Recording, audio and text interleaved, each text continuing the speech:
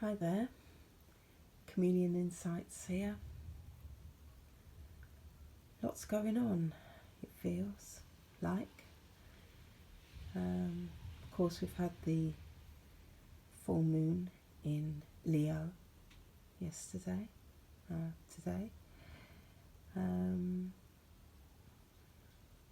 up to Mercury retrograde. I've certainly already been experiencing issues, technical issues. Now, most people that know me would say, haha, what's new? But actually, no, just definitely technical issues beyond my capacity. Something that's been high up for me has been around energy, choice, control power, individual responsibility, ownership, staying focused on self, self-care, self-harm. What does it all mean when connected together? I guess I've become aware of certainly how many areas of our lives can leave us exposed to self-harming behaviour, and how much we can choose really whether we just go along with that or we make the changes that we know that we need to make. Something that I always say is you can't unknow what you know, and certainly when it comes to self-care, over the years I guess I've generated, amassed, assimilated, and to some extent integrated lots and lots of information, ways and approaches, hints and tips, etc., in order to be able to take care of myself really, really well. And, have often made choices not to exercise what I know to be true. Iyanla Vanzant, in one of her audio books, talks about acting like you know the truth. Act like you know the truth. Yeah, act like you know the truth. It's sometimes easier said than done, but it's absolutely essential.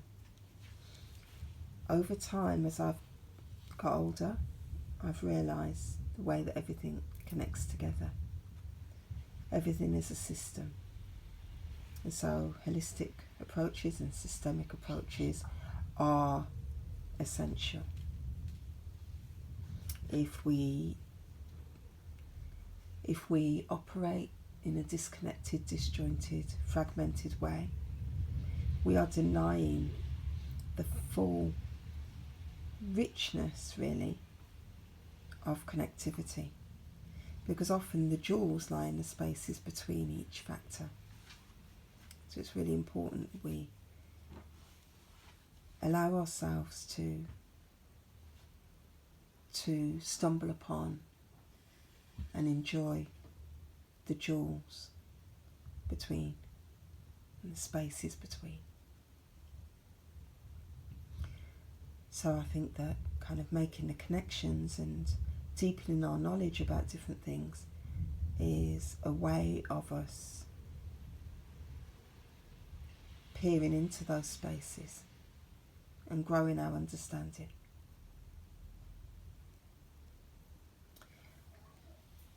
So when I think about self-care, and I think about food, and I think about sleep, the very, very basic stuff. I mean, Abraham Maslow had it down really, didn't he? Very, very basic stuff that enables us to really, truly experience a rich life. It's quite interesting that we can sometimes compromise that kind of foundational, fundamental area of our lives in a quest to find or achieve or acquire things that would be, in Maslow's speak, kind of higher up on the pyramid or the triangle.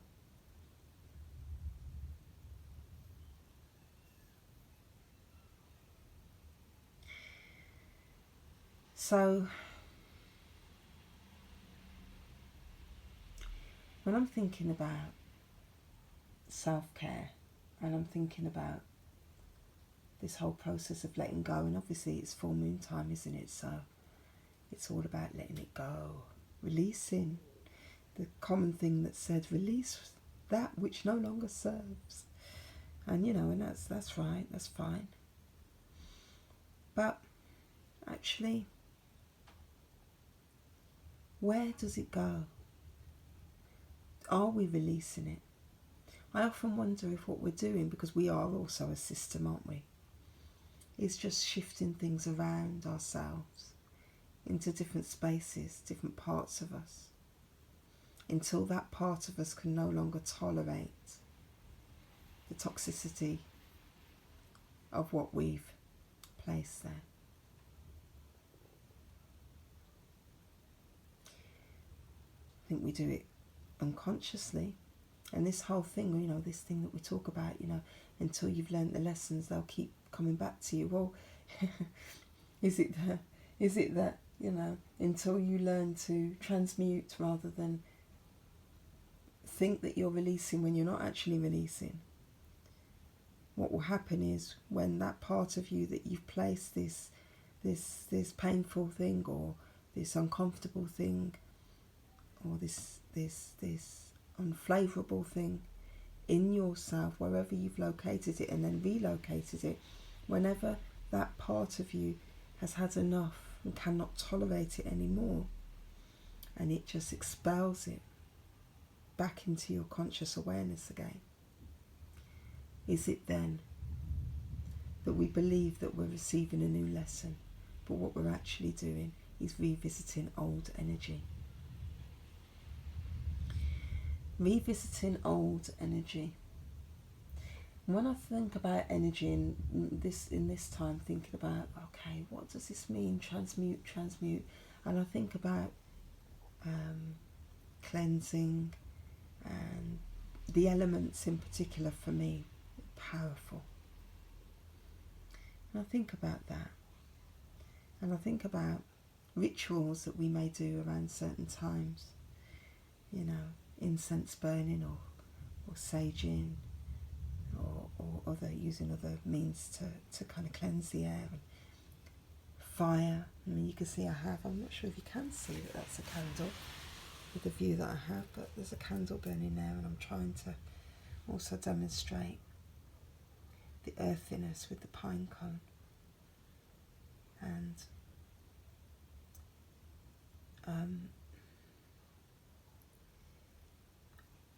when we think about the rituals, sometimes for us, because we're human, we get caught up on the actual ritual as an habitual thing, and do things because they give us comfort in some way, that we're actively doing something with our pain or the things that are redundant for us. But actually I see this as a really powerful aspect of transmutation. And so the ritual is part of the transmutation. Another part of the transmutation is about understanding the importance of perspective and perception. Because if we can change our perception of something, then we can, and I'm not just talking about in our heads, and I guess that's really important to point out.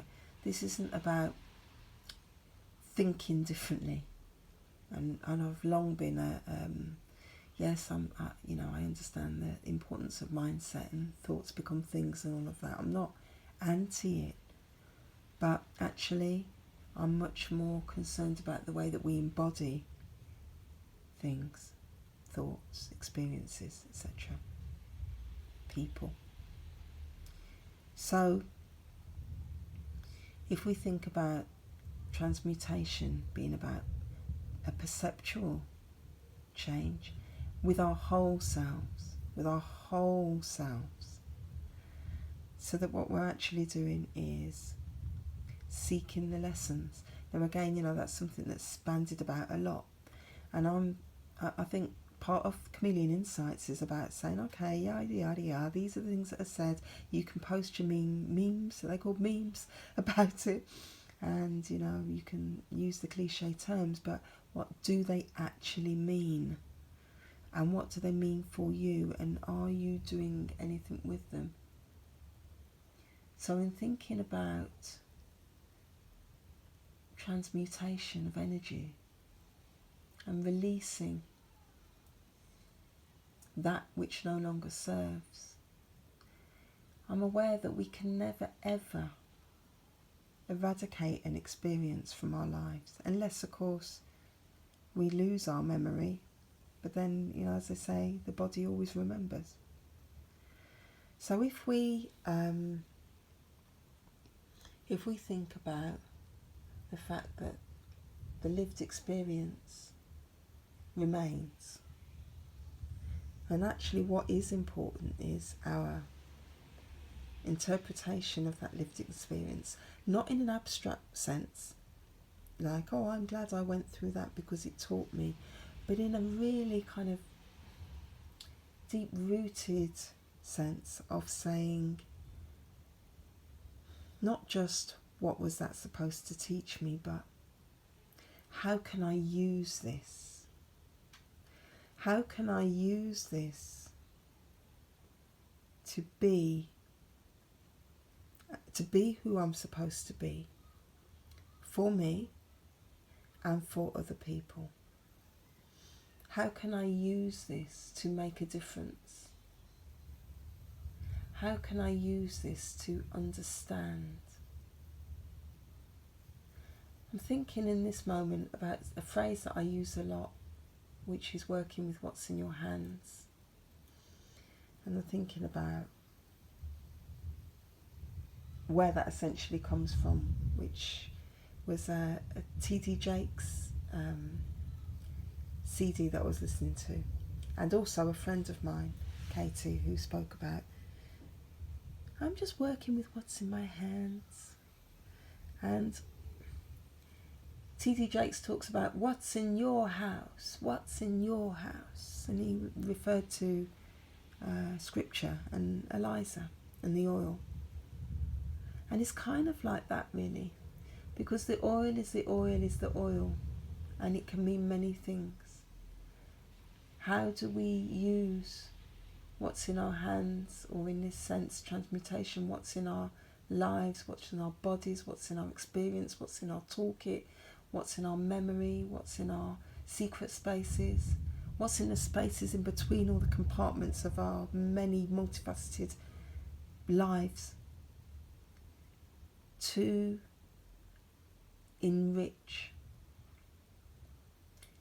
to empower, to grow, to be who we're supposed to be, to rise above, to become, to change. And I'm thinking that, again, another cliche, there's the only certain thing is change, or something like that. and it's true, because everything changes involuntarily and also voluntarily. As we move through the seasons of our lives, our bodies change. As we learn new things or understand new things about people and situations, our understanding of them changes, our perception of them changes, our opinion of them changes often. I said in a post earlier on that if we were able to harness that understanding of transmutation and change. We've gone clear. It's powerful. But at the root of that, pulling together some of the things that I said at the beginning, which I can't remember what the exact list was, but I know the essence of it. At the root of that is our willingness to take responsibility and ownership, because if we don't, we cannot transmute. Change will happen, yes, absolutely, and we all know, and I often talk about, if we don't kind of heed the whisper, then the slap's going to come, the shout's going to come. If we don't heed the kind of gentle kind of stroke of the arm that says, listen, you need to do something differently, yes, the slap will come, the fall will come.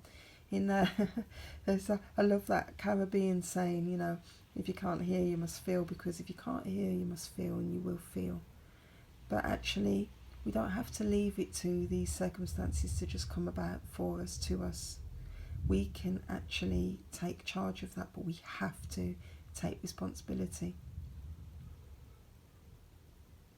We have to take responsibility, and part of that too is understanding where we let other people take our power, or we don't let them take it. Actually, most people that appear to take power have absolutely no power.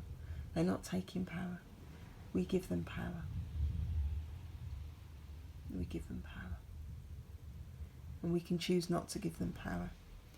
And actually, for me, the biggest part of that is not focusing on them, but focusing on us, and again, taking responsibility. Because you know what? It's too easy to externalise. They did this, they did that, they do this.